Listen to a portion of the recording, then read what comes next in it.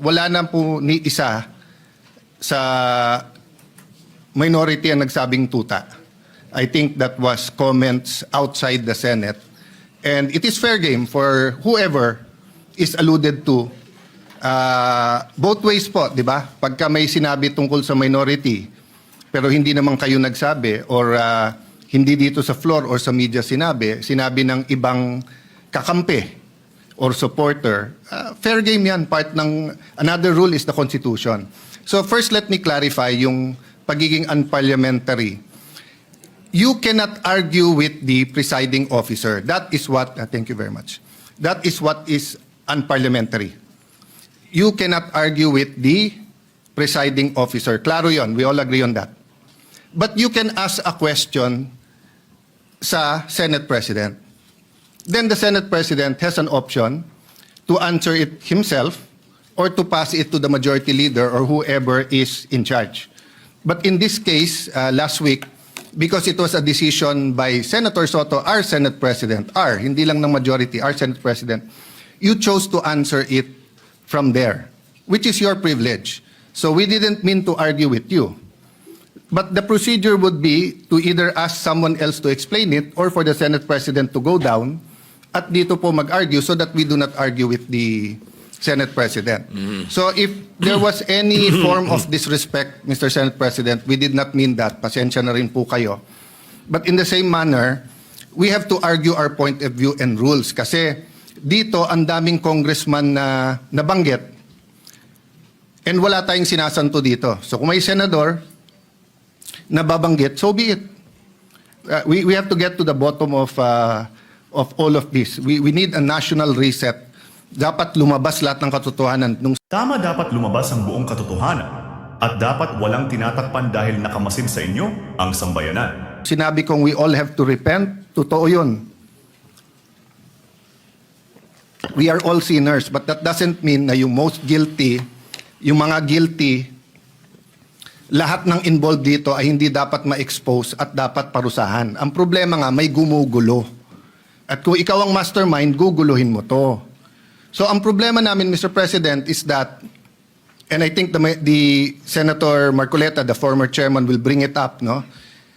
Wala pa tayo dun sa state witness, eh. Nandun pa lang tayo sa protection of the witness, sa mga diskayas. Pero lumipat po tayo dito sa Assistant DE. Nagulat po kami kasi nga, hindi binalik sa Senado when he was still chairman. And Majority Leader, just to be concise, I'll read the rule.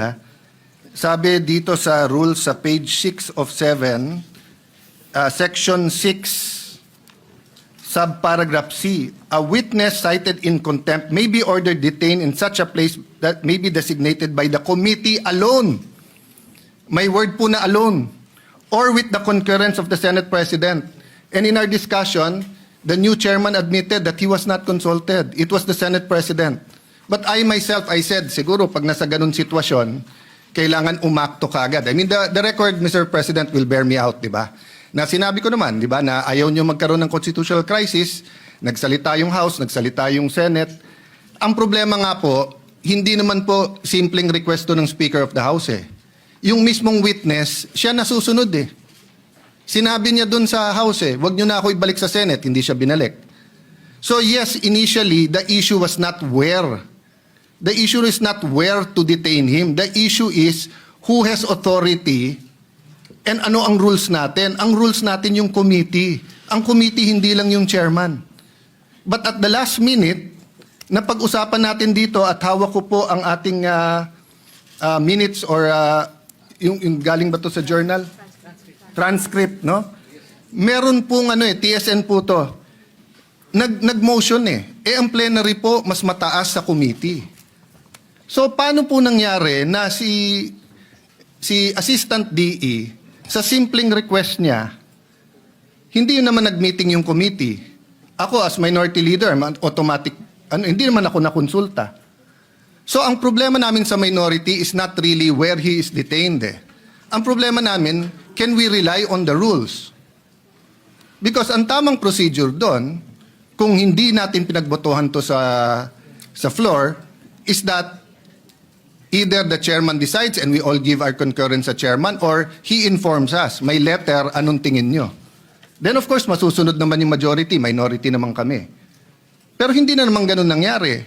Tapos maririnig namin, mababasa na lang namin sa dyaryo or sa internet or maririnig namin ngayon sa majority leader na yun ang naging desisyon. Hindi pwedeng magdesisyon ang plenary tapos mababaliktad na lang ito. So the issue is not just Bryce. The issue is also the rules of the Senate. Ganun din po I don't know who wants to answer this. Ano ba ang rule natin pagdating sa CCTV? So, I put this on record. I will put it on record. Hanga ako kay Senator Lacson mag-imbestiga. And I support him to go all the way. But hindi ba kung meron tayong sinususpetsa dito, you make a request for the CCTV. And then, you have a conclusion. Kasi kung hindi, lahat na lang tayo titingin sa CCTV. Tapos sasabihin natin dito, may nakita akong ganito, pumunta sa media. May nakita ko, pumunta sa ganito. Di ba? So, yes, the government is under attack and that's legitimate. The Gen Zs are rising up. That's legitimate. They should. But we should not attack ourselves. Kung meron guilty sa atin dito, i-expose natin. Tapos sa Ethics Committee. Huwag natin pigilan ng witness. Kung gusto ituro ni Bryce, kung siyam kami sa minor, ituro niya. Pero sundin natin yung rules, no? So before I let go of the floor, I think Senator Marcoleta on the same topic wants to say some things. But whether he will say it or not, Mr. President, no? I don't know the pleasure of the body sa plenary. At mas marami naman kayo eh. So kung gusto nyo dito sa Senate, de okay. And I think Senator Estrada also found out that both in the PNP custodial and in the Pasay City, walang taga-usaha. Tama ba yun? Sa custodial, hindi totoo na it was under the custody of USAA kasi walang taga-USAA ang nandun. So we do not know what transpired during that time. Kasi pagka under contempt, hindi punishment yun eh. Binibigyan mo ng oras yung witness pag isip-isipan kung magsasabi ng totoo hindi. But if we allow people to come in and talk to him, hindi mo na alam kung sino nag-guide sa witness na yon. Ang pwede lang yung abogado niya, maybe his family, di ba? So I think this is legitimate without pointing fingers to any. I don't know what the Discayas will say. I don't know what Bryce Hernandez will say. Let them say everything they want to say. As Senator Ping naman said, may resibo. Pero katulad kay Joel Villanueva, peke yung resibo, ghost yung resibo eh. Hindi pala screenshot yun eh.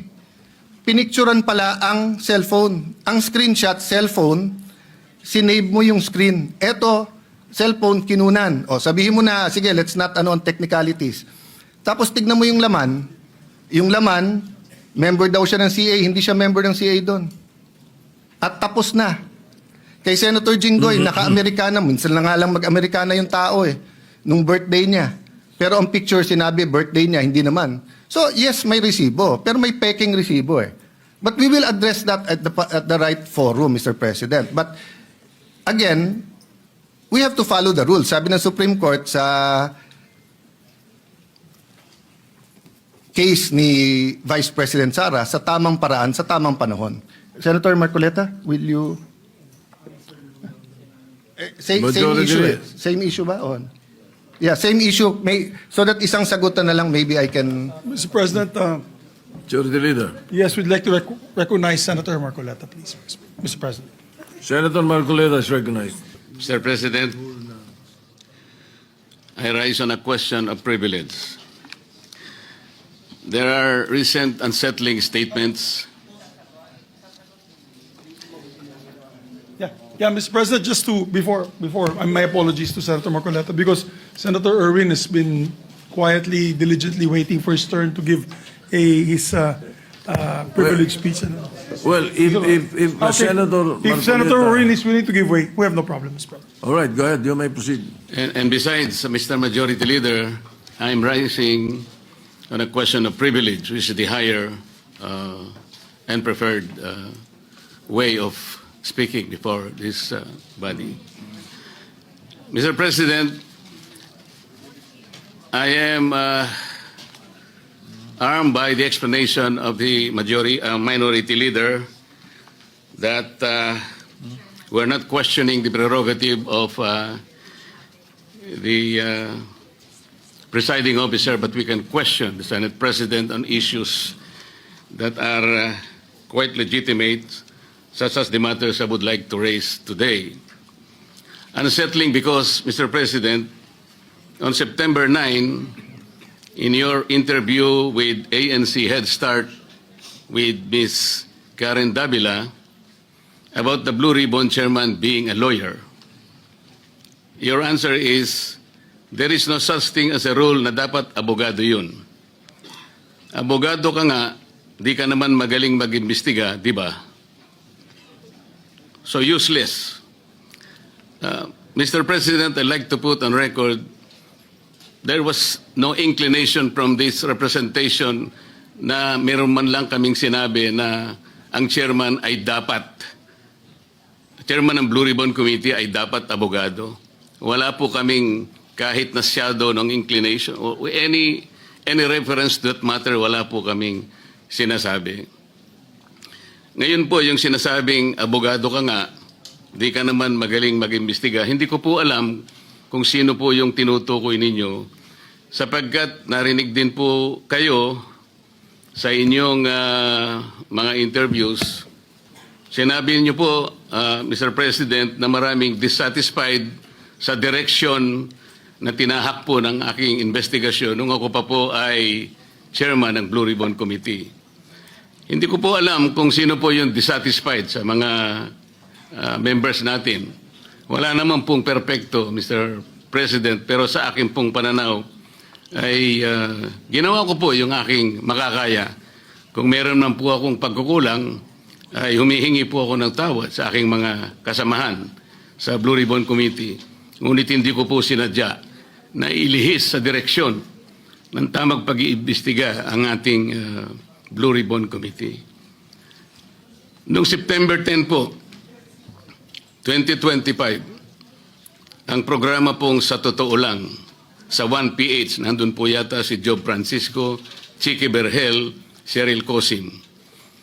Ang sabi po ninyo, with reference to the affidavit of the Discayas, may suspetsa kami na inedit yung affidavit. Mr. President, ito po ay indirect affront to the integrity of this representation. Yung lamang pong pagsuspetsahan niyo na inedit yung affidavit, paano kayo nagsuspetsa? Ano po ang ginamit ninyong batayan at pagsususpetsahan ninyo na maring inedit yung affidavit? Ako po bilang chairman ng Blue Ribbon Committee, nagpakaingat-ingat po ako nung sila po ay sa pamamagitan ng kanilang mga taga-lapit, ay minabuti ko pong hingin sa kanila. Sumulat sila sa akin para malaman ko kung talagang meron silang kagustuhang magpahayag ng kanilang saloobin tungkol sa dinidinig natin sa Blue Ribbon. At gusto kong masatisfy ang sarili ko, Mr. President, kung totoo nga at kung bakit nila gagawin. So nakareceive po ako ng sulat sa kanila, handwritten. At nung malaman ko po na talagang galing sa kanila ang pagpapahayag na voluntaryo, sinabi ko, sige, gawin ninyo. At kinakailangan, bago nyo ibigay sa akin, notaryado na yun. At yun pong affidavit na yun, o subscribe sworn statement, Mr. President, ay naibigay sa akin, araw na po, maggagabi na po ng araw ng linggo, in a sealed envelope. At kung sinasabi po ninyo na ang SOP ay dapat na ibigay sa mga miyembro ng ating Blue Ribbon, wala na pong pagkakataon sapagkat sa umaga po alas 9 ay magsisimula na po ang Blue Ribbon Committee. Noong September 14 po sa Twitter ninyo, meron po kayong binanggit at ito po ang nakasulat. Very devious. Wala pang hearing ang Blue Ribbon ni Ping Lacson. Gusto ng ilang magpalitan agad. What are they so afraid of? Bakit minamadali WPP agad ito? Ano bang nangyari? Malalaman natin sa Blue Ribbon kay Senator Lacson, meron siyang investigasyon ginagawa tungkol dyan. Ano po ba yung pinanggalingan ng mga salitang yun, Mr. President? Sino po yung natatakot? Sino po yung nagmamadali? Kung ang inyo pong tinutukoy ay yung aking sulat para irekomenda na mag-apply sa Witness Protection Program ang mag-asawang Diskaya, yun po inaayon sa batas, Mr. President. Ito po ay inaayon sa Section 4, Republic Act 6981. Ito po yung Witness Protection Act. Ang sinasabi po doon, in case of legislative investigations in aid of legislation, a witness with his express consent may be admitted into the program upon the recommendation of the Legislative Committee where his testimony is needed when in its judgment there is pressing necessity therefore, provided that such recommendation is approved by the President of the Senate. Ang committee po ay nagpasya, Mr. President, kasi hiniling po nung Diskaya sa kanilang sworn statement na meron tangka sa kanilang buhay, sa kanilang seguridad, ang kanilang pamilya at kanilang mga anak. Kung kami po ay nagmamadali, yun po kasi ang sinasabi ng batas.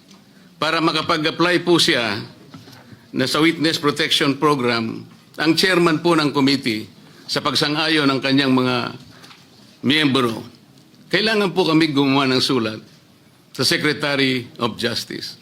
Ayun nga po, ipinrepair namin kaagad. Hindi nga lamang po napirmahan ng pumalit na Senate President sapagkat nagpaliwanag siya, nalaman pala niya na meron palang presscon ang ating Department of Justice Secretary na doon sinabi niya, hindi raw siya magbibigay ng witness protection sapagkat kinakailangan munang ibalik ng mga Diskaya anumang pera ang kanilang nakuha sapagkat hindi kanila yon. Sa makatid, ang policy daw ng Department of Justice ay ibalik muna yung pera bago aksyonan ang kanyang aplikasyon sa Witness Protection Program. Mr. President, ako po'y nalulungkot maski sa aking press con kanina ay sinabi ko kung bakit ganun ang sinabi ng Secretary of Justice. Wala po sa tuntunin yun eh. Kung babasahin lamang po niya ang Section 3 at Section 10 ng Republic Act 6981, wala pong binabanggit doon na restitution, yung pagsusuli. Nag-uumpisa lang po sa pagsusuri, sa pag-iimbestiga ang komite. Meron na po bang halaga na dapat isuli? Na-determine na po ba yun? Meron na po bang ruling na kung ano yung kung sino at gaano ang isosoli ng kung sino man ang may kasalanan? Meron na po bang ganun? Wala po eh. Prospective lang pong mag-a-apply eh. Nasa sections 3 and 10 ang mga requisites kung ano-ano po yun. Mga 10 requisites po yun. Yung restitution, wala po ron eh. Kaya po ako'y nalulungkot kung bakit po binanggit yun ng Secretary of Justice. Samantalang, nung pong linggo, bago magkaroon ng hearing noong September 8, nagkausap pa kami at binigyan pa niya ako ng kasiguruhan na sige, ibigay mo na sa kanila ang pangangako na mabibigyan natin sila ng immunity sapagkat tayo naman ay magkapartner sa kagustuhan natin, pati yung Witness Protection Program ay ating maipasakagad. So yung pagbibigay po niya sa akin ng garantiya, kasama na po yung kanyang USEC. Yan ang nagbigay sa akin ng lakas na loob. Kaya ako'y sumulat kagad. Hindi ko alam na babaligtarin ako ng Department of Justice. Ngayon po, Mr. President, yun po ang ginamit ninyong dahilan kung bakit hindi nyo pinirmahan. Sana man lang po ay napakarami naman ninyong mga abogado sa inyong opisina rin. Binasa nyo sana yung batas. Kung yung restitution po ay isa sa requisite para ang isang tao ay makapag-apply man lang. Yun po kasi yung prinsipyo ng batas eh. Bago siya gumawa ng isang marahas na kapasyahan, alam niyang mag-aalanganin ang buhay niya. Magsasabi siya, nung inaakala niyang maaring makapaglagay sa panganib ng kanyang buhay, kailangan nga Bigyan natin din siya ng protection. Yun po yung batas eh. Hindi ko nga po alam kung bakit sasabihin ninyo, bakit may pagmamadali? Dito pa nga po sa sinabi ninyo noong September 13, Mr. President. Ang reading ko, sabi po niyo, camouflage lang yun eh. To put me and the leadership of the Senate under the gun. Kunwari, merong naiinis sila. Kung bakit hindi ko pinirmang sulat sa DOJ. Baka may commitment sila to someone, to some people. Is there a commitment somewhere? Baka merong nakiusap na pwede silang ipasok sa Witness Protection Program. Lahat po ng ganitong mga pagsususpetsa is a direct affront to the integrity of this representation, Mr. President. As a member of the Senate, bakit po kinakailangan magkaroon tayo ng ganitong pahayag sa publiko na walang basihan ni katitingman? Ito po yung nakakalungkot. Noong September 10, sa bilyonaryo interview with Ms. Corina Sanchez, ang tanong po ni Ms. Corina, Bryce Hernandez natatakot daw po siyang bumalik sa Senado. May basihan po ba ang kanyang pangamba? Yan po yung tanong niya sa ating Senate President. Ang sagot po ng ating Senate President, sabi niya sa House. Makatwid, parang kinonfirm niya. Ang nangyari, yung mga congressmen nag-request na kung pwede daw, huwag ibalik sa Senate dahil meron daw siyang binabanggit na mga senador. So ang ginawa naman ng mga congressmen, nakiusap kay Speaker, si Speaker tinanong sa akin, dahil ang sinasabi raw kung pwede mo nang i-retain. Sabi ko, hindi pwede dahil sa legal custody namin yan eh. Dahil mayroong contempt dyan sa Senado. Nakikiusap sila kung pwede na wag sa Senate mismo, hindi naman i-retain sa House. Ang umandar sa akin, siyempre, yung tinatawag na parliamentary courtesy. Kasi meron silang nakakontempt doon, yung si Mendoza, gusto rin naman namin kunin yun. Alam ko later, iimbitahan namin yun. So ang nangyayari po, Mr. President, kaya ba dinidiscredit, kaya ba pinagsususpetsahan yung Diskaya sworn affidavit sapagkat may binanggit siyang 17 congressmen? Yun po ba ang dahilan? Bakit naman po nung yung Hernandez ay nag-testify sa House, bakit kagyat nating pinakinggan naman ang kanyang katwiran dahil may binanggit naman siya, di umano, na may kasalanan na dalawang kasama natin dito. At saka siya nagsabi na, huwag niyo na akong ibalik doon sapagkat manganganib ang buhay ko. Ang maliwanag po dito, pagka ang nagsasalita si Bryce Hernandez, parang merong kagad pagpapatibay. Parang pinaniwalaan na natin na maaaring manganganib ang buhay niya sapagkat meron siyang binanggit na dalawang kasama natin. Paano yung buhay ng Diskaya na inimbitahan nila doon? Na binigyan bigla na lang nating wala man lang tayong aksyon. Samantalang 17 congressmen ang binanggit niya. Hindi niyo ba naisip manganganib din ang buhay niya? Pero walang nagsalita dito sa atin. Yun po yung aking nakikita. Huwag po tayong mag-aaway-away. Ang ating pong hinahanap ay katotohanan lang. Pero kung ganito po ang gagawin natin, manggagaling po sa ating Senate President, magpapalipad po kayo ng salita na kami po ay wala namang kinalaman. Lalong-lalo na po ang representasyong ito. Kahit minsan wala po akong sinabihan na mas magaling po ako. Wala po akong sinabing ganun. Ang sinabi ko lang, ang pagkakaiba po ng investigasyon ng Senate Blue Ribbon Committee is in aid of legislation. Kung ang direksyon ko pong yon ay mali para sa inyo, nasa sa inyo na po yun. Pero yun po ang nalalaman ko. Sa 3 pagdinig lamang po, nasabi ko na po kanina sa press con, sa 3 pagdinig pa lamang po namin, nakita ko na po ang pangangailangan ng halos 14 na legislative measures na dapat natin kagad na ipasa para sa ganon, maayos natin, ma-address natin kagad ang malalang problema ng corruption sa ating bansa.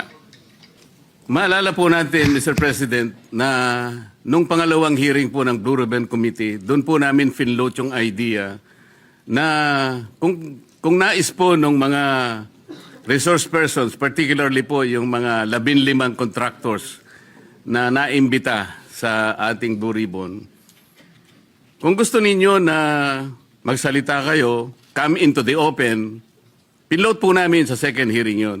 Makakatulong po kayo sa Estado, lalong-lalo na po kung magbabanggit kayo ng mga taong alam ninyo na mas malaki kaysa sa inyo kung bakit nangyari ang matinding korupsyon sa ating bansa.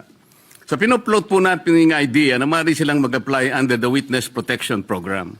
Kaya po yung una nilang pananalita, nung sila ay wala pa po at hindi pa nakumbinsi siguro na lalabas, iba po yung kanilang testimony sigurado. Ngunit nung malaman nila na may pagkaseryoso naman po yung offer namin, na kung makakatulong po kayo, magsabi na kayo ng totoo, baka po, sabi namin, yung criminal prosecution, madidispense na yon, pinaka most likely siguro, pagdating ng araw, civil liability na lang ang haharapin ninyo. Meron po akong paniwala na pinag-isipan nilang mabuti yon, kaya lumabas yung mag-asawa na yon.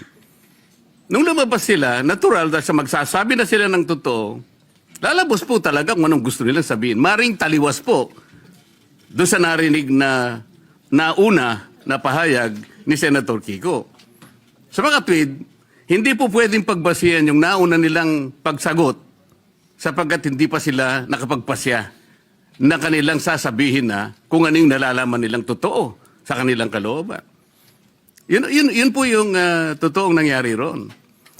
Kaya hindi po ako naniniwala nang dahil lamang doon sa maaring hindi pareho nung una yung kanyang testimony at doon niya na sinabi yung buong katotohanan ay maaring edited o maaring may pagbabago o hindi pwedeng pagbasihan. Sa aking palagay po, ang pinag-uusapan natin, ano man yung kanilang sinumite, wala pong karapatan ang sino man sa atin na husgahan yun eh. Yun po yung kanilang nalalaman eh. Pagdating po ng araw, ang korte na po ang gagamit doon. Kung sakasakaling matapos po yung investigasyon na ito, nagkaroon po ng committee report at sinumiti po at ang rekomendasyon po ay ipagsakda lahat ang mga tao may kinalaman dito. Yun pong mga ganong klaseng dokumento ay pupunta rin sa korte eh. And in the final analysis, only the court can determine yung veracity o yung kawalang katwiran, kung meron man, ng mga naunang pahayag. Yun po yung gusto naming mapansin, Mr. President. Salamat po. Hindi daw qualified na maging witness ang mga diskaya kasi sila ang prime suspect sa flood control anomalous. Ang tanong bakit sino ba ang nagbigay ng pondo?